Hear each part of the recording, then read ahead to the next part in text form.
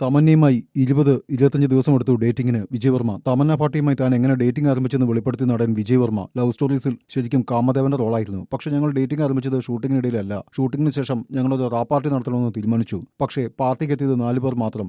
അന്ന് എനിക്ക് നിങ്ങളോട് ഡേറ്റിംഗ് നടത്താൻ താല്പര്യമുണ്ടെന്ന് പറഞ്ഞു. അതിനുശേഷം ആദ്യ ഡേറ്റിംഗ് സംഭവിക്കാൻ എനിക്ക് 20-25 ദിവസമെടുത്തു, വിജയ് വർമ്മ പറഞ്ഞു. അടുത്തിടെ ഉൾ ജലൂൽ ഇഷ്കിന്റെ റാപ്പ് പാർട്ടിയിൽ തമന്നയും വിജയും ഒന്നിച്ചെത്തിയിരുന്നു. കഴിഞ്ഞ വർഷമാണ് വിജയ് വർമ്മയും തമന്നയും ഡേറ്റിംഗ് ആരംഭിച്ചത്. തമന്നയുമായി 20-25 ദിവസമെടുത്തു ഡേറ്റിംഗിന് വിജയ് വർമ്മ. തമന്ന പാട്ടിയുമായി താൻ എങ്ങനെ ഡേറ്റിംഗ് ആരംഭിച്ചെന്ന് വെളിപ്പെടുത്തി നടൻ വിജയ് വർമ്മ. ലവ് സ്റ്റോറീസിൽ ശരിക്കും കാമദേവന്റെ റോളായിരുന്നു. പക്ഷേ ഞങ്ങൾ ഡേറ്റിംഗ് ആരംഭിച്ചത് ഷൂട്ടിങ്ങിനിടയിലല്ല. ഷൂട്ടിങ്ങിന് ശേഷം ഞങ്ങളൊരു റാപ്പ് പാർട്ടി നടത്തണമെന്ന് തീരുമാനിച്ചു. പക്ഷേ പാർട്ടിക്ക് എത്തിയത് 4 പേർ മാത്രം.